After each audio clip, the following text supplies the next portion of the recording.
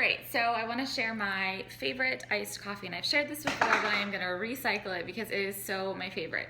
So I fill a whole shaker cup with ice, and then I always brew like an extra cup or two in the morning.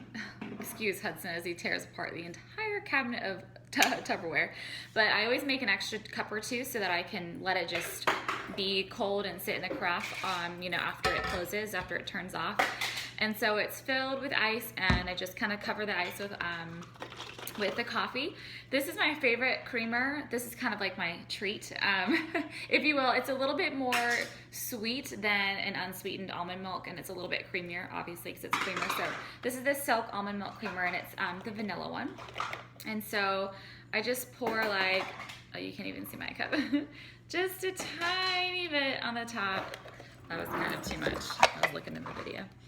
Then I take my top, and this is the best way to get it super cold. So even if your coffee hasn't been all the way cooled off for the rest of the day, this is like hours later from when I'm making mine right now. But I go ahead and I shake it up, and it makes it super cold. So if you haven't been able to chill it all day long, then it's gonna be really, really cold.